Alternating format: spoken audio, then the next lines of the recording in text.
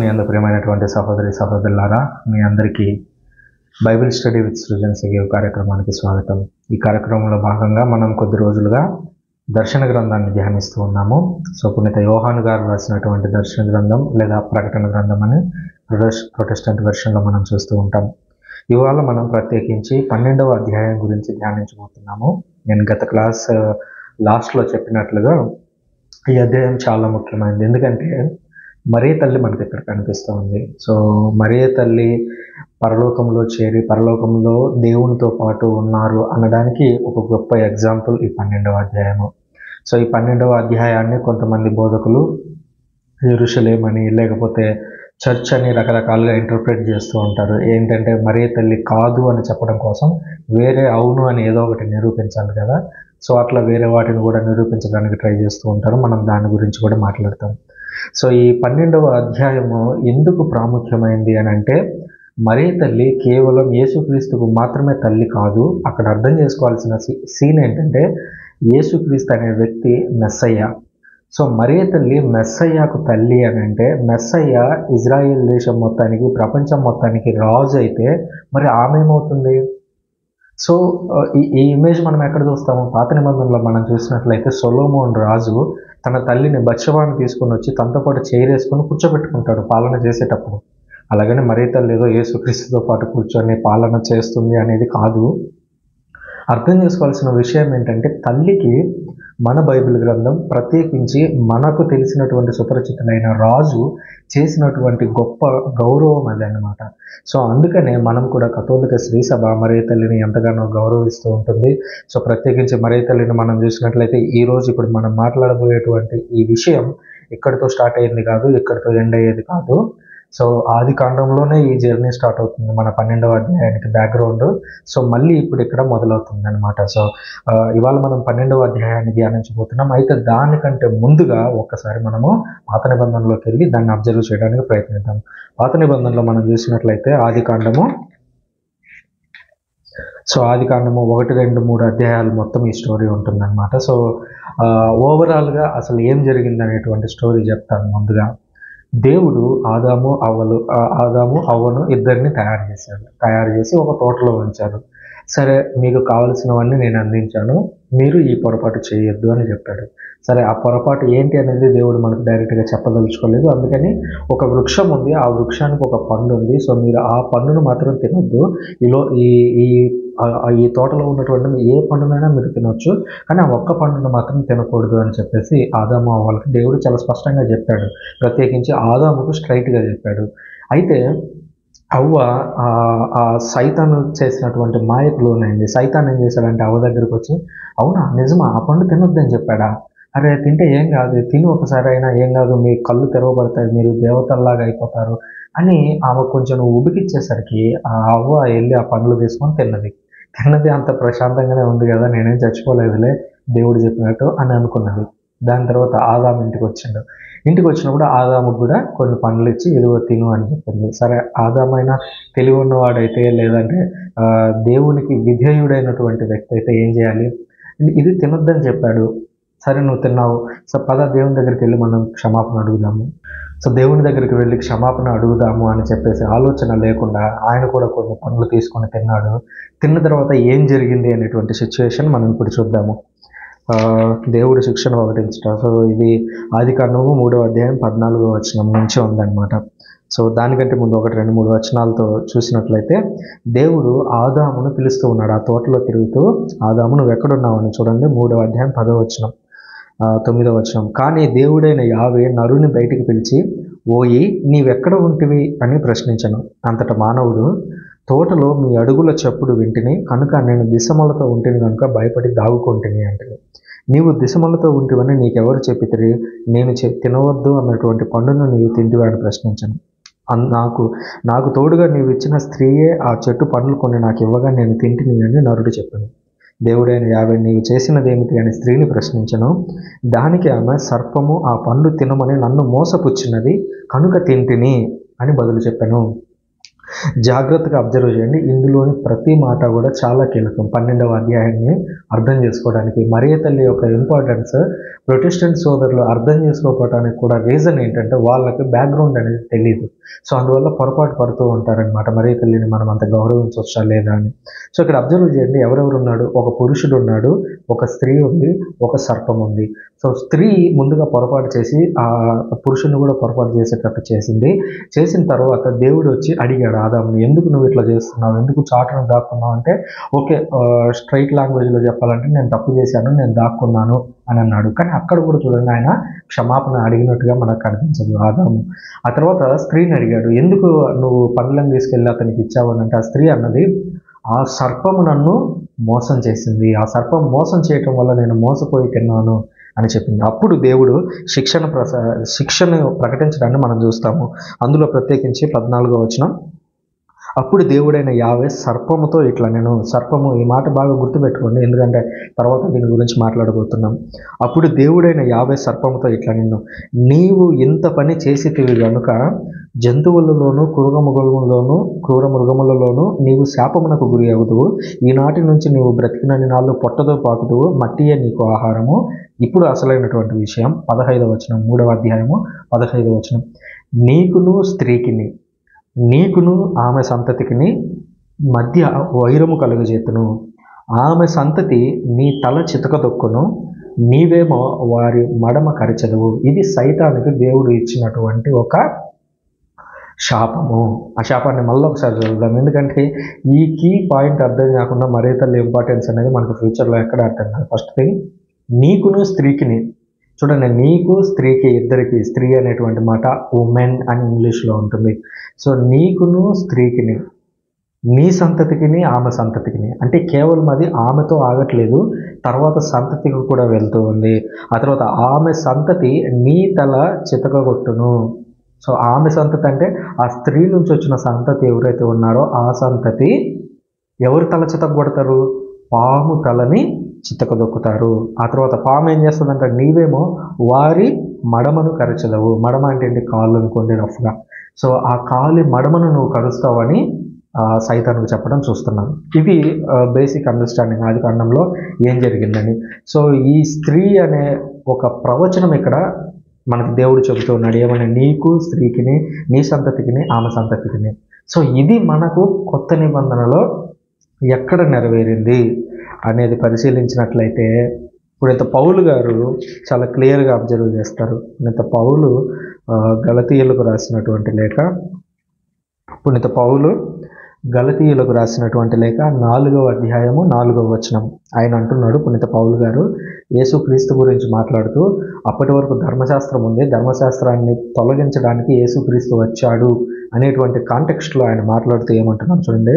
4వ అధ్యాయము 4వ వచనం, కానీ కాలము పరిపక్వమైనప్పుడు దేవుడు తన కుమారుని పంపెను, ఆయన ఒక స్త్రీ నుండి పుట్టెను. చూడండి, జాగ్రత్తగా అబ్జర్వ్ చేయండి. పునీత పౌలు గారికి మరియమ్మ పేరు తెలుసా తెలీదా?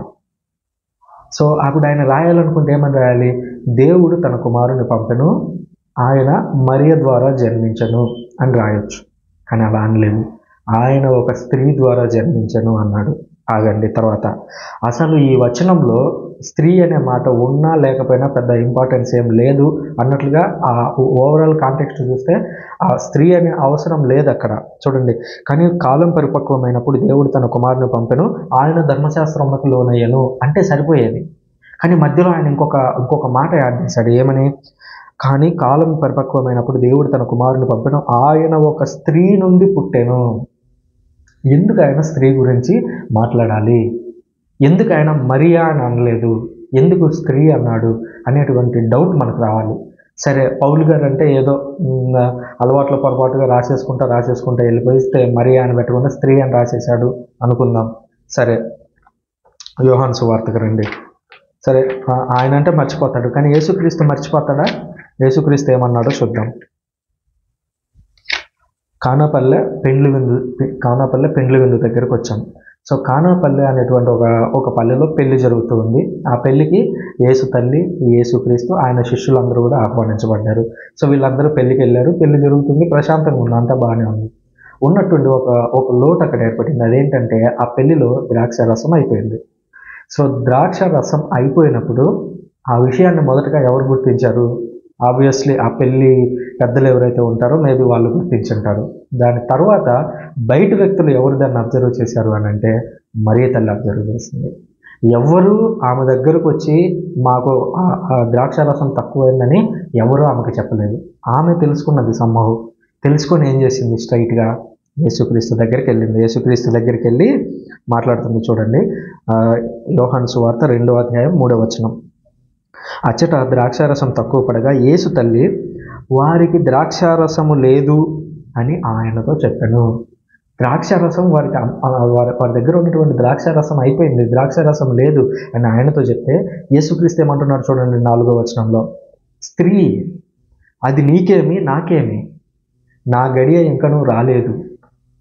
సో ఎవరి మాట అంటున్నారు? యేసుక్రీస్తు అంటున్నాడు. స్త్రీ అది నీకేమి నాకేమి. సో ప్రొటెస్టెంట్లు కొన్ని ట్రాన్స్లేషన్ వెర్షన్లలో వాళ్ళు అమ్మ అది నీకేమి నాకేమి అని రాశారు. కానీ ఇంగ్లీష్ వెర్షన్లో చూస్తే అక్కడ మదర్ అనేం లేదు, సో మామ్ అనేం లేదు. అక్కడ ఉన్నది ఏమనంటే ఉమెన్. సో ట్రాన్స్లేషన్ చేసినటువంటి ప్రతి చోట కూడా ఉమెన్ అనే ఇంగ్లీష్లో ఉంది, అలాగే గ్రీకు భాషలో కూడా అలాగే ఉంది.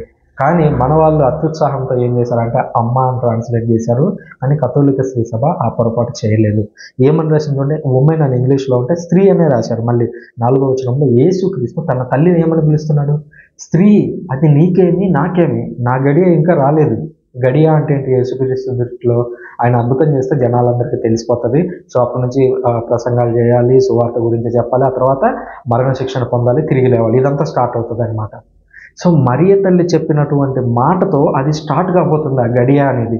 సో ఆ గడియ ఇంకా రాలేదు కాబట్టి ఆ గడియ ఇంకా రాలేదు, నీకెందుకు నాకెందుకు అని తన తల్లి గురించి అన్నాడు. కానీ మరియమ్మ వదిలిందా? మరియమ్మ పట్టు విడవడం విక్రమార్కుడు అన్నట్టుగా పట్టు విడవడం విక్రమార్కుల్లాగా ఉంది. ఆమె ఏమంటుందో చూడండి 5వ వచనంలో ఆమంటుంది, ఆయన తల్లి సేవకులతో ఆయన చెప్పినట్లు చేయుడు. అసలు ఆయన ఏమన్నాడు? ఇంకా నా గడియ రాలేదు తల్లి అన్నాడు. స్త్రీ అన్నాడు. నా గడియ రాలేదు ఇంకా స్త్రీ అంటే ఆమె ఏమంటుంది అక్కడ ఉన్నటువంటి సేవకులతో? ఆయన చెప్పినట్లు చేయండి. ఆయన ఏదో ఒకటి చేస్తాడని మరియ తల్లికి తెలుసు. సో ఆయన చెప్పినట్లు చేయండి అంటే సరే. అక్కడ రాతి బాణలు ఉన్నాయి, అక్కడ నీళ్లు పోశారు, తర్వాత యేసుక్రీస్తు వచ్చి దాన్ని అద్భుతం చేశారు. సో ఇక్కడ జాగ్రత్తగా అబ్జర్వ్ చేయాల్సిన విషయాలు 2 ఉన్నాయి. మొట్టమొదటిది ఏంటంటే యేసుక్రీస్తు తన తల్లి కోసం మొదటి అద్భుతాన్ని చేశాడు.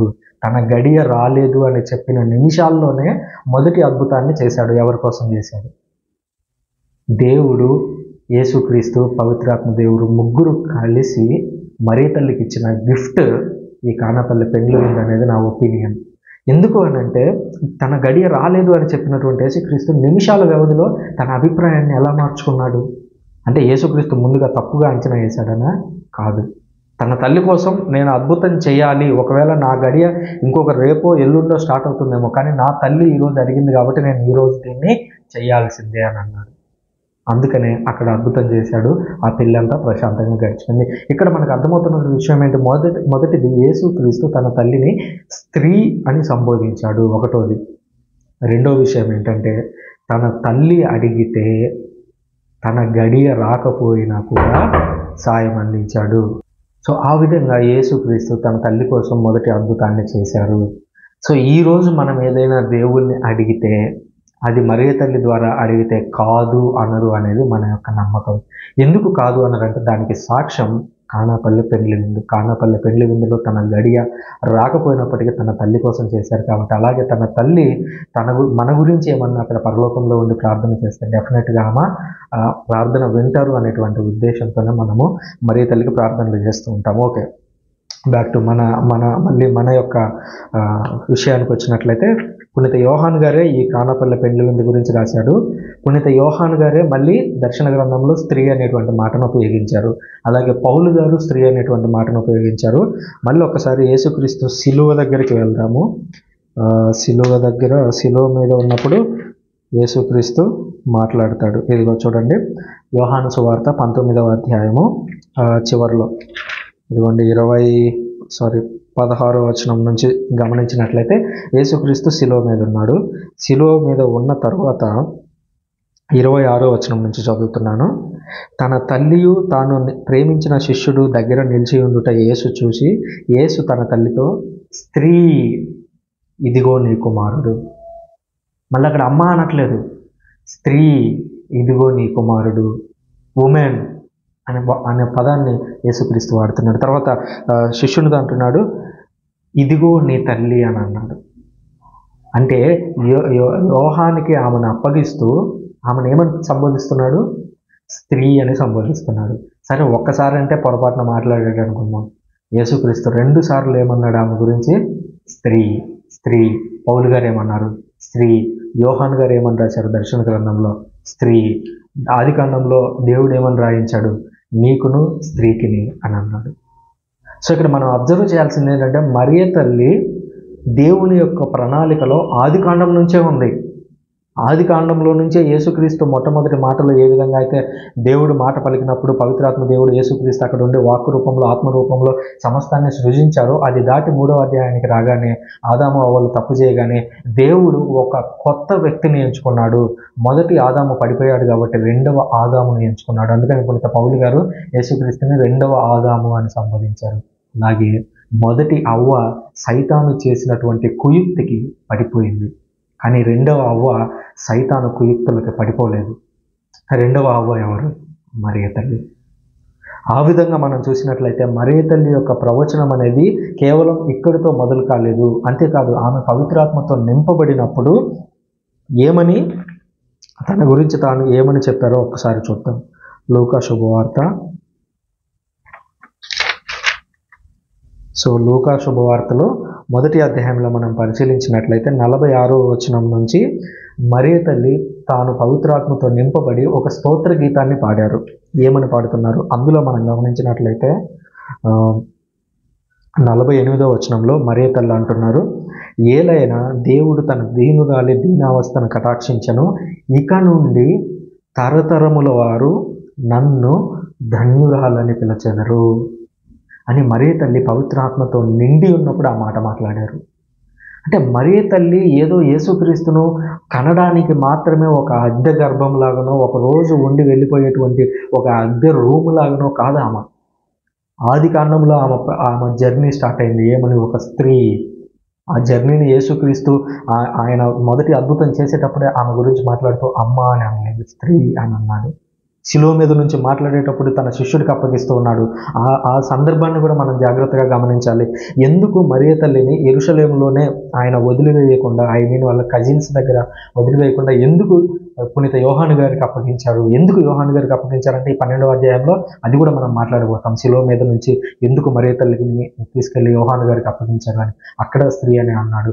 పునీత పౌలు గారు తాను గలతీయులకు రాసినటువంటి లేఖలోనూ ఆమె గురించి స్త్రీ అని ప్రస్తావించారు. అలాగే దర్శన గ్రంథంలోనూ 12వ అధ్యాయంలోనూ ఆమె గురించి స్త్రీ అని మాట్లాడారు. ఇప్పుడు మళ్ళీ మనం అక్కడికి వెళ్దాం. సో నేను ఇంతకుముందు లాస్ట్ వీడియోలో చెప్పినట్లుగా ఈ 12వ అధ్యాయం అనేది ఎప్పుడు ప్రారంభమవుతుంది అంటే 11వ అధ్యాయం లాస్ట్ వచనంలోనే మనకు కనిపిస్తూ ఉంటుంది. 19వ వచనం చూసినట్లయితే, దివి అందలి దేవుని ఆలయం తెరవబడెను, ఆ ఆలయమున ఒప్పందపు పేటికయు కాననయ్యను. ఒప్పందపు పేటిక అంటే దివ్య మందసం అనేది అక్కడ కనిపించింది. సో దివ్య మందసం అనేది ఏంటిది? పాత నిబంధనలో మనం చూసినట్లయితే దేవుని యొక్క మహిమకు గుర్తుగా ఉన్నదే దివ్య మందసం. ఆ దివ్య మందసంలో ఏమున్నాయి? వీళ్ళందరూ ఏం చేసేవాళ్ళంటే ఇజ్రాయేలీలు తాము యుద్ధానికి వెళ్ళినా, లేదంటే దేవాలయానికి ఆరాధించడానికి వెళ్ళినా, లేదా దేవుని యొక్క ప్రత్యక్షతను చూడాలనుకున్నా కూడా ఆ దివ్య మందసం దగ్గరికి వెళ్ళేవారు. ఆ దివ్య మందసంలో ఏమున్నాయి? నెంబర్ 1 10 ఆజ్ఞల రాళ్ల ఫలకాలు ఉన్నాయి. నెంబర్ 2 అందులో మన్నా ఉంది. నెంబర్ 3 ప్రీస్ట్హుడ్కి సింబల్గా ఉన్నటువంటి చిగురించిన అహరోను కొమ్మ. ఈ 3 అందులో ఉన్నాయి. సో ఆ 3 ఉన్నటువంటి దివ్య మందసము ఇప్పుడు పరలోకంలో కనిపించిందంట. అసలు దివ్య మందసం ఎక్కడ మాయమైంది అని అబ్జర్వ్ చేస్తే మనము ఇర్మియా ప్రవక్త ఏం చేస్తాడంటే ఆ దివ్య మందసం అనేది శత్రువుల చేతికి దొరకకూడదు అని చెప్పి దాన్ని తీసుకొని వెళ్ళి ఒక కొండ గుహలో దాచిపెడతాడు. అది ఈ రోజు వరకు ఎవరికి కనిపించకుండా ఉండాలి అనేది ఆయన యొక్క ఉద్దేశం. ఎప్పుడు కనిపిస్తుంది అనేటువంటి ఉద్దేశం కూడా ఆయన చాలా స్పష్టంగా చెప్పాడు. అదేంటంటే ప్రభువు తన యొక్క జాతులన్నింటినీ ఒక చోట చేర్చినప్పుడు, ప్రజలందరినీ ఒక చోట చేర్చినప్పుడు మళ్ళీ అది తిరిగి కనిపిస్తుంది. అని ప్రవచనం చెప్పడం మనం చూస్తాం. ఈ చరిత్ర అంతా కూడా మక్కబీయుల యొక్క పుస్తకంలో ఉంది, మక్కబీయుల చరిత్ర పుస్తకంలో ఉంది. అది ప్రొటెస్టెంట్ సోదరుల బైబిల్లో లేదు, కాబట్టి దాని గురించి మీకు చరిత్ర తెలిసే అవకాశం దాదాపుగా లేదనమాట. సో 19వ వచనంలో చూసినట్లయితే దివియందు ఒక ఆలయం తెరవబడిన తర్వాత అక్కడ ఏం కనిపించిందంట?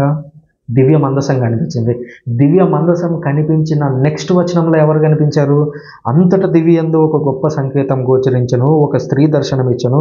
సూర్యుడే ఆమె వస్త్రములు, చంద్రుడు ఆమె పాదముల కింద ఉండెను, ఆమె శిరముపై 12 నక్షత్రములు గల కిరీటము ఉండెను. అక్కడ అబ్జర్వ్ చేయండి, ఇమేజ్ అబ్జర్వ్ చేయండి. సో ఒక దివ్య మందసం కనిపించింది అన్న తర్వాత దివ్య మందసం గురించి ఎక్స్ప్లెనేషన్ ఇవ్వట్లేదు. దేని గురించి ఎక్స్ప్లెనేషన్ ఇస్తున్నారు? ఒక స్త్రీ గురించి ఎక్స్ప్లెనేషన్ ఇస్తున్నారు. దివ్య మందసం ఎవరో కాదు, మరియ తల్లి. ఇది బైబిల్ చెబుతున్నటువంటి సత్యము, కథోలికులు విశ్వసిస్తున్నటువంటి సత్యం. ఎందుకు దివ్య మందసం అనేది మరియ తల్లిలో ఏ విధంగా నెరవేరింది అనేది మనం అబ్జర్వ్ చేద్దాం. మొట్టమొదటిగా దివ్య మందసంలో ఏమున్నాయి? 10 ఆజ్ఞల రాళ్ల ఫలకాలు ఉన్నాయి. సో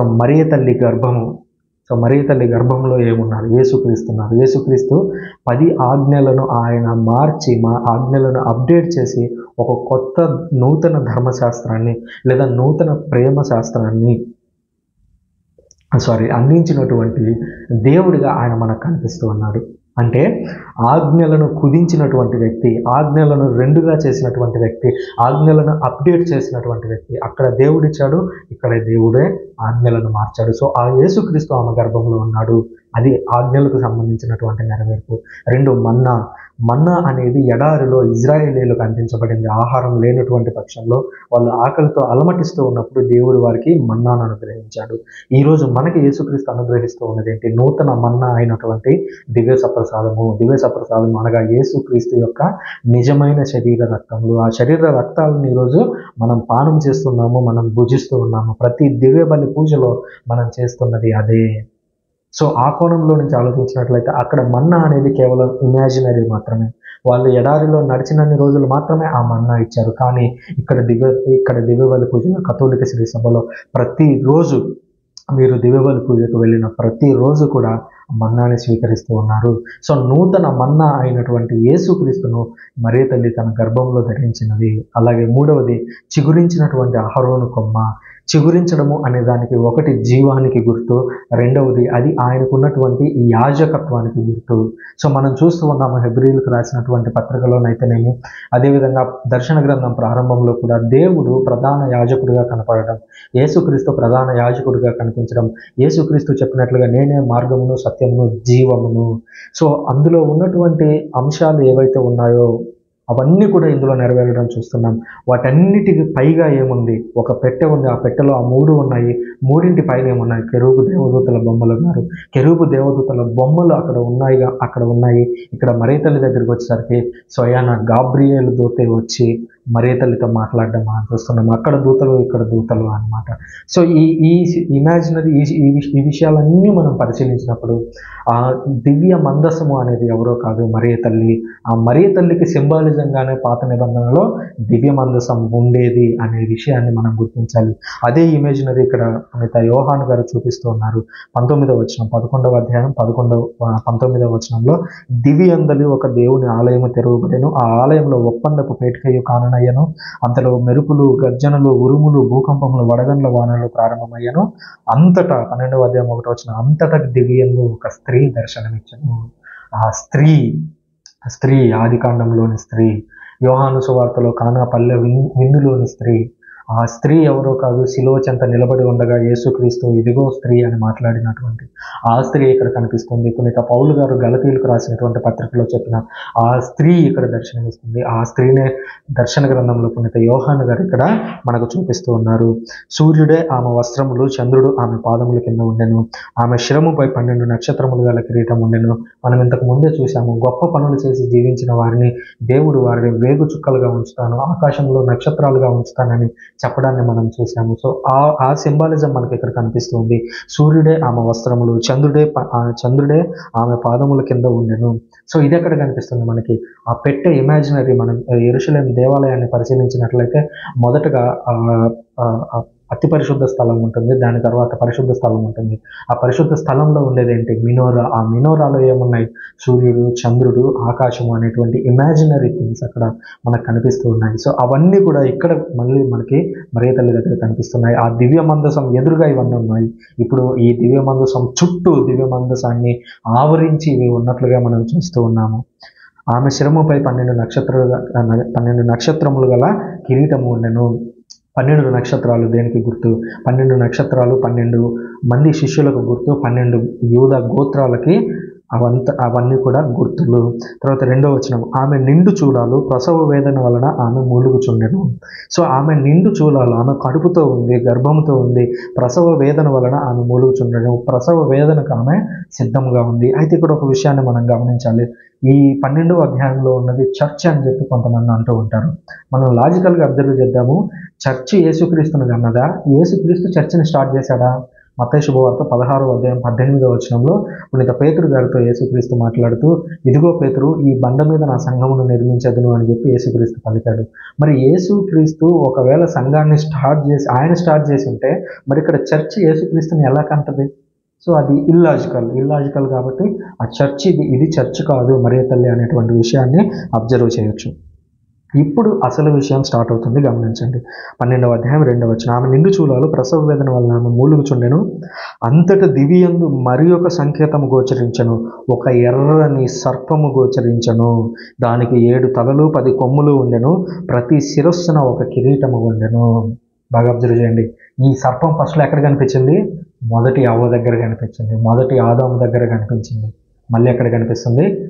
ఈ చివరి అవ్వ చివరి ఆదాము దగ్గర మళ్ళీ కనిపిస్తూ ఉంది.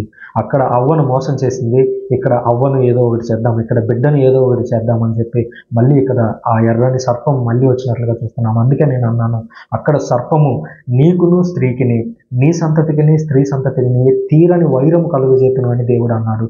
సో అక్కడ ఆ స్త్రీ వెంట పడాలి సర్పము, ఆ స్త్రీ వెంట పడబోతుంది. అలాగే ఆమె సంతతికి సైతాను సర్పం యొక్క సంతతికి మధ్య మళ్ళీ యుద్ధం జరగబోతుంది. ఆ సీన్ అంతా ఇక్కడ నెరవేరడం మనం చూస్తాం. దాన్ని బట్టి ఇక్కడ ఉన్నది ఎవరో కాదు, మరియ తల్లి అనేటువంటి విషయాన్ని అర్థం చేసుకుంటాం. చూడండి, దానికి ఆ సర్పానికి 7 తలలు 10 కొమ్ములు ఉండేను. 7 తలలు అంటే ఏంటి?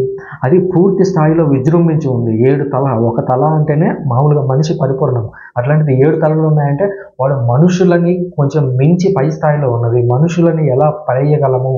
ఇప్పుడు అవ్వ దగ్గరికి వెళ్ళండి, అవ్వకి ఒకే తల ఉంది, కానీ పాము ఉందనుకోండి, ఆ పాము ఆల్రెడీ ఆ అవ్వ తలను మించిపోయి ఉంది, అందుకనే అవ్వను పడేయగలిగింది.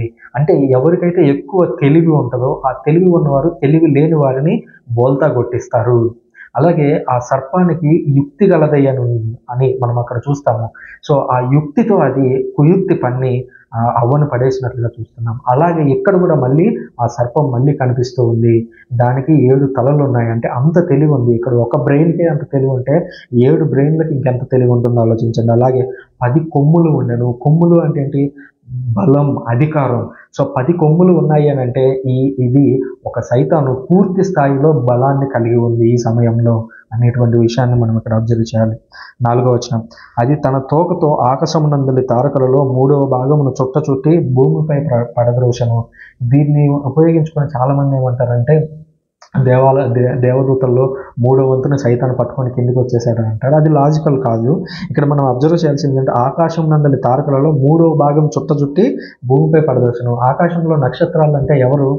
చూడండి, బాగా అబ్జర్వ్ చేస్తే పాత నిబంధన నుంచి మనం అబ్జర్వ్ చేస్తే ఏమంటాడు? ఆకాశంలో నక్షత్రాల్లాగా నీ సంతానం వృద్ధి చెందుతుంది అని దేవుడు అబ్రహాంతో అంటాడు. ఆకాశంలో నక్షత్రాల్లాగా అంటే మంచి పనులు చేసి చనిపోయే వాళ్ళందరూ కూడా ఆకాశంలో నక్షత్రాల్లాగా ఉంటారు స్థిరంగా అనేది వాళ్ళ యందు ఉన్నటువంటి ఒక విశ్వాసం. సో ఇక్కడ అంతమందిని పడేసింది అంటే అంతమందిని పడేయగలిగినటువంటి తెలివైనది అని మనం అర్థం చేసుకోవాలి. సో ఎంత సైతానికి ఉన్నటువంటి ఆ బలం ఎలాంటిది అని చూపించడం కోసం మాట చెప్తున్నాను. ఆకాశంలో ఉన్నటువంటి 3వ వంతు నక్షత్రాలను పడేయగలిగేటువంటి స్థితిలో ఉంది అది. ఆ తర్వాత చూడండి, ఆ గర్భవతి ఎదుట ఆ సర్పం నిలిచెను. అంతకుముందు ఎక్కడ నిలబడింది? అవ్వ దగ్గర నిలిచింది. ఇప్పుడు ఎవరి దగ్గర నిలబడింది? మరియ తల్లి దగ్గర నిలబడింది. ఆ చూలాలు ప్రసవింపగానే శిశువును మింగడానికి ఆ సర్పం చూస్తుండెను. సో అక్కడేమో అవ్వ మాత్రమే ఉంది కాబట్టి అవ్వను పడేయడానికి ట్రై చేసింది, సక్సెస్ అయింది. ఇక్కడికి వచ్చేసరికి శిశువును మింగడానికి ట్రై చేస్తుంది. యేసుక్రీస్తు పుట్టగానే ఇప్పుడు ఏమైంది, యేసుక్రీస్తు పుట్టగానే హేరోదు రాజు ఏం చేశాడు, ఆ జ్ఞానులు వచ్చినటువంటి టయాన్ని కనుక్కొని ఆ పిల్లలందరినీ చంపేయండి అని చెప్పేశాడు. ఆ 2 ఏళ్ల లోపు 2-3 ఏళ్ల లోపు ఉన్న పిల్లలందరినీ చంపేయమని చెప్పాడు. అంటే సైతాను ఆ బిడ్డను చంపేయడానికి, మరియ తల్లిని బాధ పెట్టడానికి ఎంతగా ప్రయత్నిస్తున్నాడో చూడండి. అయితే 5వ వచనం, అంతటా సమస్త జాతులను తన ఇనుప దండముతో పాలింపగల కుమారుని ఆమె ప్రసవించగా ఆమె శిశువు దేవుని వద్దకును ఆయన సింహాసనం వద్దకును కొనుకోబడెను. సో శిశువు పుట్టిన తర్వాత అంతా అజ్ఞాతంలో ఉన్నారు సైలెంట్గా కొంతకాలం. అక్కడ ఈజిప్ట్కి వెళ్ళి కొంతకాలం బతికారు. తర్వాత 30 ఏళ్ళు వచ్చే వరకు యేసుక్రీస్తు సైలెంట్గా ఉన్నాడు. సైలెంట్గా ఉన్న తర్వాత మళ్ళీ తిరిగి ఆయన ప్రసంగాలు చేయడము, దేవుని సువార్త గురించి చెప్పడము, రాబోతున్నటువంటి విషయాల గురించి చెప్పినప్పుడు వాళ్ళందరూ కలిసి మళ్ళీ ఆయన్ని చంపేశారు. చంపేసిన తర్వాత చనిపోయి తిరిగి లేచి ఆయన దేవుని సింహాసనం వద్దకు తీసుకోబడ్డాడు. అప్పుడు 6వ వచనం గమనించండి, ఆమె ఎడారికి పారిపోయాను, దేవుడు ఆమె కట ఒక నివాసము ఏర్పాటు చేసెను, అట ఆమె 1260 దినముల పాటు పోషింపబడును. జాగ్రత్తగా అబ్జర్వ్ చేయండి. ఆ యేసుక్రీస్తును ఏమో తీసుకొని వెళ్ళిపోయాడు పైకి దేవుడు. సో ఇప్పుడు ఆమె స్త్రీ మిగిలింది అక్కడ. ఈ స్త్రీ ఎక్కడ మిగిలింది, అదే మనం ఇందాక మాట్లాడాం. యోహాను సువార్త చివరి అధ్యాయము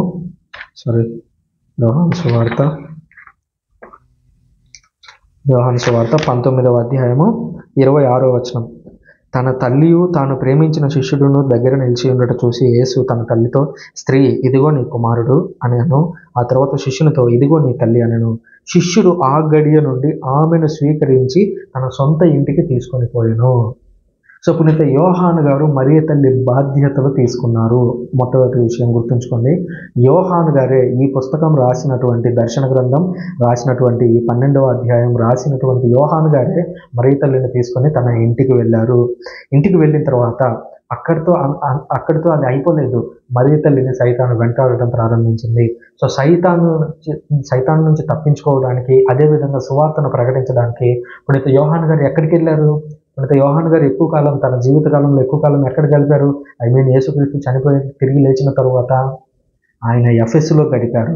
ఎఫెసులో ఆయన చాలా కాలం పాటు ఉండి సువార్తను బోధించారు అనే విషయాన్ని మనం గమనించాలి. సో ఈ ఎఫెసుకు అనగా ఈ మరియ తల్లి, ఆమె ఎడారికి పారిపోయిన దేవుడు ఆమె కట ఒక నివాసం ఏర్పరచను. ఆ నివాసం ఎవరిది?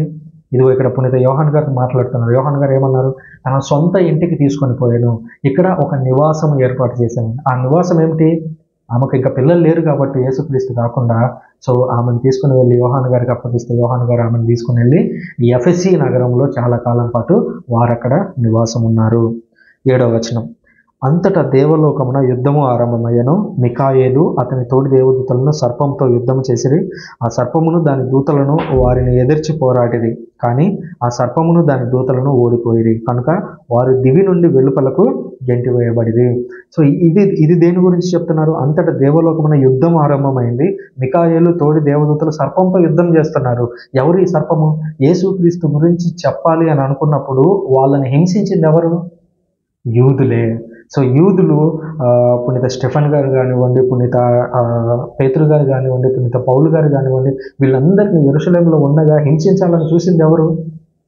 సో యూదులు. వాళ్ళ నుంచి దేవదూత ఎన్నోసార్లు పునీత పౌలు గారిని అయితేనేమి, పునీత పేతురు గారిని అయితేనేమి, వీళ్ళందరినీ కూడా రక్షించినట్లుగా మనం అపోస్తలుల చర్యల పుస్తకం మీరు ఒకసారి చదవండి. అక్కడ ఒక బ్యాటిల్ జరుగుతుంది, ఒక యుద్ధం జరుగుతూ ఉంటుంది. బ్యాక్గ్రౌండ్లో ఒక యుద్ధం జరుగుతూ ఉంటే మనకు ఫ్రంట్ గ్రౌండ్లో మనకి ఇంకొక యుద్ధం కనిపిస్తూ ఉంటుంది. మనకు చూడడానికి తలుపులు తెరుచుకున్నాయి, వెంటనే పునీత పౌలు గారు లేచి బయటకు వెళ్ళిపోయారు అని ఉంటుంది. కానీ అక్కడ ఒక దేవదూత ఉండి వారికి తోడుగా ఉండి ఆయన నడిపించినట్లుగా మనం చూస్తూ ఉన్నాము. సో వారితో పోరాడారు. తర్వాత సర్పమును దాని దూతలు ఓడిపోయేది. ఏమైంది యూదులు చివరికి? ఎంతవరకు పోరాడారు వాళ్ళు? పునీత పౌలు గారిని చంపాలని చూశారు, పునీత పేతురు గారిని చంపాలని చూశారు, స్టీఫెన్ని చంపేశారు, ఇతర అపోస్తలులను, యాకోబును, తర్వాత యోహాను, వీళ్ళందరినీ చంపాలని చూశారు. కానీ వీళ్ళందరూ సక్సెస్ అయ్యారు. ఏ విషయంలో? సువార్తను ప్రజల్లోకి తీసుకెళ్లడంలో వాళ్ళు సక్సెస్ అయ్యారు అనే విషయాన్ని మనం ఇక్కడ గుర్తించాలి. 6వ వచనం, ఆ భయంకర సర్పము మనకు సుపరిచితమైనదే, పిశాచము సైతాను అను నామములు గల ఆ సర్పమే లోకమునంతటిని మోసగించున్నది. సో లోకమునంతటిని మోసగించున్నది అనగానే మనకు ఫస్ట్ సీన్ ఏది గుర్తు రావాలి? లోకమును మోసం చేసినటువంటి అవ్వ ఆదాము సీన్ మనకు గుర్తు రావాలి. అక్కడ సైతాన్ అక్కడ మోసం చేసింది. ఇక్కడికి వచ్చేసరికి మరీ తల్లిని చంపాలని ప్రయత్నిస్తుంది, మరీ తల్లి యొక్క పిల్లలను చంపాలని ప్రయత్నించింది. కానీ అది అతనికి సాధ్యం కాలేదు. సైతానికి అతడును అతని అనునాయులను దూతలను భూమికి నెట్టబడేది. భూమికి అని అంటే ఇజ్రాయెల్ దేశానికి. సో ఈ సైతాను బృందం అంతా, యేసుక్రీస్తు కూడా ఏమంటారు, తాను యేసుక్రీస్తు లెటర్లో చెప్తాడు కదా, ఒక్క నిమిషం అది కూడా చెప్తాను. సో దర్శన గ్రంథము 2వ అధ్యాయము 9వ వచనం చూసినట్లయితే, మీపై ఆరోపించబడిన దోషములు నాకు ఎరుకయే, దోషారోపణ మొనర్చువారు యూదులను చెప్పుకొందురు, నిజమునకు వారు యూదులు కారు, సైతాను బృందము. సో ఈ సైతాను యొక్క బృందం ఎవరు, సైతాను యొక్క దూతలు ఎవరు అని అంటే యూదా యొక్క అధికారులు. ఎవరైతే యేసుక్రీస్తును అంగీకరించకుండా ఉన్నారో ఆ యూదా అధికారులే వీరు అనేటువంటి విషయాన్ని గుర్తించాలి. ఆ తర్వాత అంటున్నారు 10వ వచనం, అంతట దివ్యందు ఒక గంభీర స్వరము ఇట్లు పలుకుట వెంటనే, ఇప్పుడు దేవుని రక్షణము వచ్చి ఉన్నది, రాజుగా దేవుడు తన శక్తిని ప్రదర్శించను, ఇప్పుడు ఆయన మెస్సియాగా తన అధికారమును నెరపెను, ఏలైనా మన సోదరులపై నేరం మోపువాడు రేయింబవళ్ళు దేవుని ఎదుట వారిని దూషించిన వాడు దివి నుంచి బయటకు గెంటివేయబడినాడు. సో వీటి సైతాన్ యొక్క పని ఏంటి, ప్రతి నిమిషం కూడా అక్యూజ్ చేయటం. సో అక్యూజర్ అనేటువంటి పదం ఉంది వాడికి. సైతాన్ అనేటువంటి హీబ్రూ పదానికి ఎగ్జాక్ట్ అర్థం ఏంటంటే అక్యూజర్, నిందించేవాడు, దోషాలను దోషాలను ఆరోపించేవాడు అనేటువంటి మీనింగ్ సైతాన్ అనేటువంటి హీబ్రూ పదానికి ఉంది.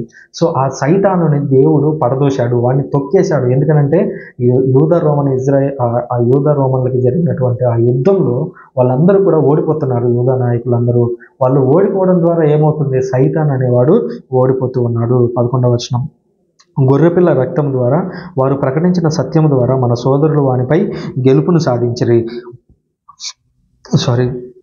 వారు ప్రాణములు త్యజించుటకు మరణించుటకు కూడా సిద్ధపడిరి. సో ఈ సైతాన్తో పోరాడడానికి మన సోదరులందరూ పోరాడారంట. ఎలా పోరాడారు, యేసుక్రీస్తు యొక్క శరీర రక్తాలను స్వీకరించి వారందరూ కూడా పోరాడుతూ ఉన్నట్లుగా మనం చూస్తూ ఉన్నాము. అప్పుడు 12వ వచనం చూడండి, కనుక దేవలోకం సంతోషించును గాక, దేవలోక వాసులు ఆనందించును గాక, కానీ భువికిని సముద్రమునకు ఎంత అనర్థము, ఏలైనా సైతాను మీపై వచ్చి పడినది కదా, తనకు ఉన్న వ్యవధి కొలది మాత్రమే అని దానికి తెలియను, కనుకనే అది ప్రచండమగు కోపంతో ఉన్నది. ఇక్కడ నుంచి అబ్జర్వ్ చేయండి, మనం ప్రజెంట్ ఉన్నటువంటి ఏజ్లోకి మనం వస్తూ ఉంటాము. ఈ విషయంలో మనం అనేక విషయాలను, కొత్త విషయాలను తెలుసుకుంటాం. మొదట ఏమంటున్నాడంటే సైతాను ఓడిపోయాడు. ఎక్కడ, యెరూషలేములో వీళ్ళందరూ కలిసి సైతాన్ని ఓడించాడు సువార్తను చెప్పడం ద్వారా. అలాగే ఆ యూదా రోమన్ యుద్ధం జరగడం ద్వారా కూడా అది కంప్లీట్గా ఆగిపోయింది. ఆ తర్వాత వాడు భూమి మీదకి విసరబడితే ఇప్పుడు ఏమంటున్నారంటే అయ్యో భూమికి సముద్రానికి కూడా అనర్థము. ఎందుకనంటే సైతాన్ ఇప్పుడు కేవలం అంతకు ముందు వరకు భూమి మీద మాత్రమే ఉన్నవాడు, ఇప్పుడు సముద్రము భూమి అనగా అన్యులు ఇజ్రాయేలీలు ఇద్దరిని హింసించడానికి, ఇద్దరిని పరీక్షించడానికి వాడు బయటకు వస్తున్నాడు అనేటువంటి విషయం చెప్తున్నాడు. అంతేకాకుండా వాడికి ఉన్నటువంటి కాలం కొంచెమే అని తెలుసు, అందుకనే వాడు ప్రచండమగు కోపంతో ఉన్నాడు అనేటువంటి విషయాన్ని చెప్తున్నారు. 13వ వచనం, తాను భూమికి గెంటబడితేనేని ఆ గొప్ప సర్పము గ్రహింపగానే బాలుని ప్రసవించిన స్త్రీని వెన్నంటుటకు ప్రయత్నించాను. చూడండి, వాడు సైతానుడు భూమి మీద పడ్డాడో లేదో ఇంకా మళ్ళీ మరే తల్లి వెనక పడటం ప్రారంభించాడు. అప్పుడు 14వ వచనం చూడండి, కానీ గద్ద రెక్కల వంటి 2 రెక్కలు ఆ స్త్రీకి అనుగ్రహింపబడెను. సో ఆ స్త్రీకి 2 గద్ద రెక్కలు ఇవ్వబడ్డాయంట. ఆ రెక్కల సాయమున ఆమె ఎడారిలోని తన నివాసము చేరును, అచ్చట ఆమె సర్పముఖమును చూడకుండా ఒక కాలములు అర్ధకాలము పోషింపబడును. కాలము అంటే ఇయర్, కాలములు అంటే 2 years, అర్ధకాలము అంటే ఒక ½ year. సో 3.5 years ఆమె పోషింపబడుతుంది. ఏ విధంగా, ఆమెకి గద్ద లాంటి 2 రెక్కలు ఇవ్వబడినాయి. సో గద్ద అనగానే మనకేం గుర్తు రావాలి, ఇంతకుముందే మనం మాట్లాడాము. దర్శన గ్రంథము 4వ అధ్యాయము 7వ వచనం, అందు మొదటిది సింహం వలె ఉండెను, రెండవది ఆవు దూడ వలె ఉండెను, మూడవది మానవ ముఖాకృతి కలిగి ఉండెను, 4వది ఎగురుచున్న గద్దను పోలి ఉండెను. సో ఈ గద్ద ఎవరు, ఎగురుచున్నటువంటి గద్ద ఎవరు అని మొదటి శతాబ్దంలోని యూదులు భావించారు, మొదటి శతాబ్దంలోని క్రైస్తవులు భావించారు, పునీత యోహాను గారు. అదే మనం ఇక్కడ కూడా చూస్తాం, పునీత యోహాను గారికి తన తల్లిని యేసుక్రీస్తు అప్పగించారు. సో యేసుక్రీస్తు ఆ తల్లిని ఆయనకు అప్పగించినాక ఆమె ఎడారిలోని తన నివాసమును చేరింది. ఏ విధంగా, గద్ద రెక్కల సాయంతో. గద్ద రెక్కలు అంటే ఎవరు, పునీత యోహాను గారు. సో పునీత యోహాను గారి సాయంతో ఆమె ఎఫెసు అనే నగరానికి వెళ్ళిపోయి అక్కడ కొంతకాలం సర్పముఖం చూడకుండా, అంటే సర్పము అప్పటి వరకు రావట్లేదు ఎఫెసు వరకు, ఎందుకంటే సర్పం ఎక్కడ బిజీగా ఉంది, యెరూషలేము ఆ చుట్టుపక్కల ప్రాంతాల్లో సువార్త ప్రకటిస్తున్నటువంటి ప్రాంతాల్లో అక్కడ బిజీగా ఉంది. సో ఎఫెసులో ఉన్నటువంటి మరియ తల్లి వద్దకు ఆ సర్పము రాలేదు. 15వ వచనం, అంతటా ఆ సర్పము నోటి నుంచి ఒక భయంకర జల ప్రవాహమును సృష్టించి ఆమెను అనుసరింపజేశాను. ఆ జల ప్రవాహమును బడి ఆమె కొట్టుకొని పోవునని ఆ సర్పము భావించను. కానీ భువి ఆ స్త్రీకి సహాయపడను. ఎట్లనా భువి తన నోటిని తెరచి ఆ సర్పము తన నోటిలో నుంచి గెక్కిన జల ప్రవాహమును మింగివేశను. సో ఇక్కడ భువి ఏం చేస్తుందంట, భువి అంటే ఎవరని చెప్పాము, భువి అంటే ఇజ్రాయెల్. సో భూమి ఏం చేస్తుందంట, సైతాను ఆమెను మింగేయాలని ఏదో ఒక విధంగా ట్రై చేస్తూ ఉంటే భూమి ఏం చేసిందంట, నోరు తెరచి ఆ శిక్షను కానివ్వండి, అగ్ని ఏదైతే పంపుతుందో దాన్ని మింగినట్లుగా చూస్తున్నాం.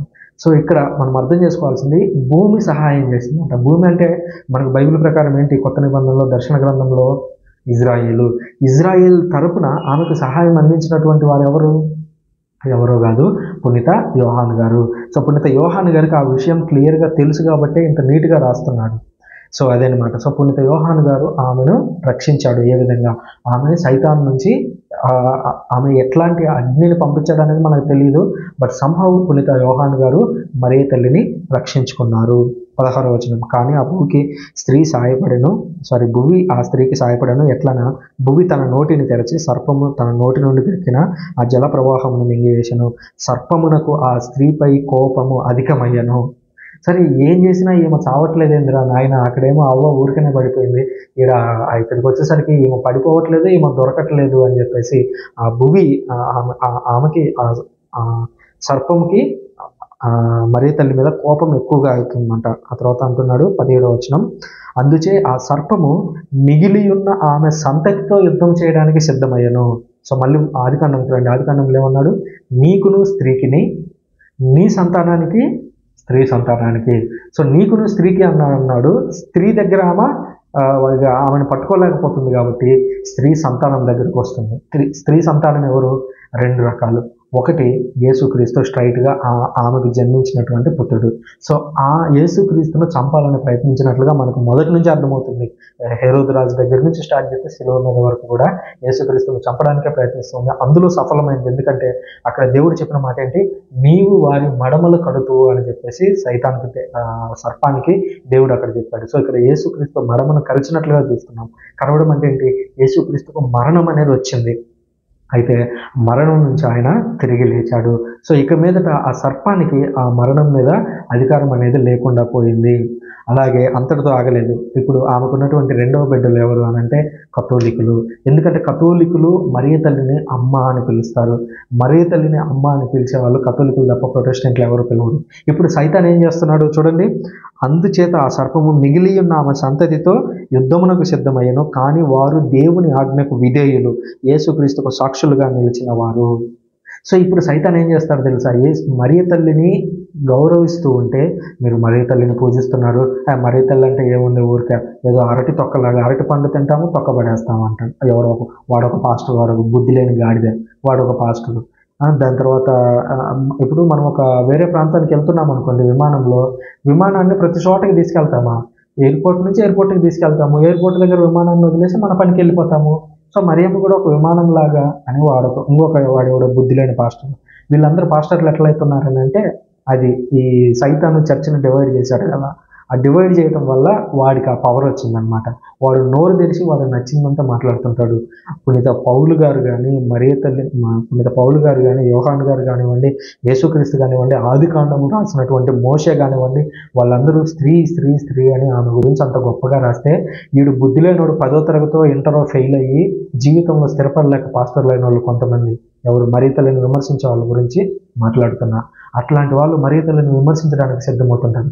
మరియ తల్లి ఇక్కడ సైతాన్తో యుద్ధం చేస్తుందిరా గాడిదల్లారా, మీరేం చేస్తున్నారు, సైతాన్ తరపున నిలబడి సైతాన్ తరపున యుద్ధం చేస్తున్నారు. మీరు మరియ తల్లిని ఏదైనా మాటలు అనడం ద్వారా మీరు ఎవరిని సంతోషపరుస్తున్నారు తెలుసా, దేవుణ్ణి కాదు, మీరు సంతోషపరుస్తున్నది సైతాన్ని. అందుకని ఇక్కడ చాలా స్పష్టంగా దేవుడు రాయించాడు, సర్పమునకు ఆ స్త్రీపై కోపం అధికమయ్యను, అందుచేత సర్పము మిగిలి ఉన్న ఆమె సంతతితో యుద్ధమునకు సిద్ధమయ్యాను.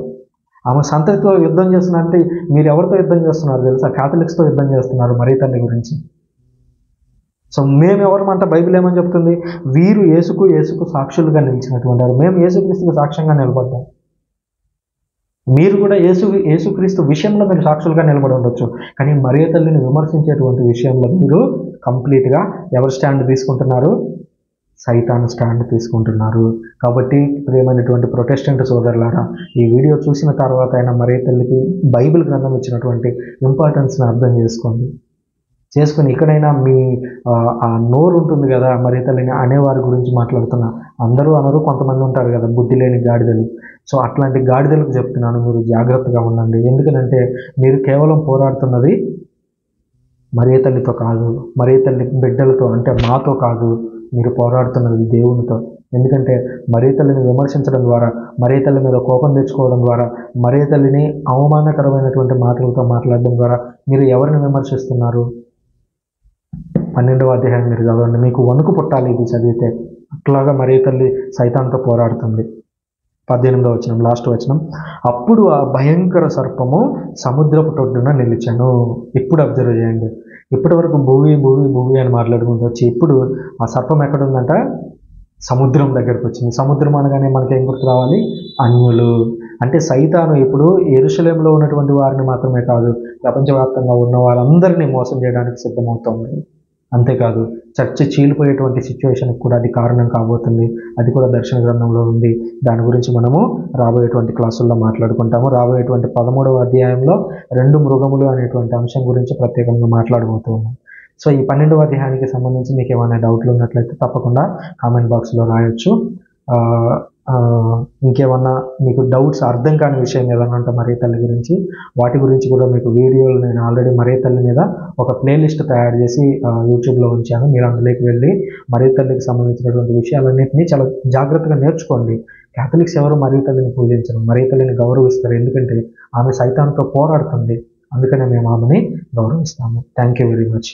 పితా, పుత్ర, పవిత్రాత్మ నామమున ఆమేన్.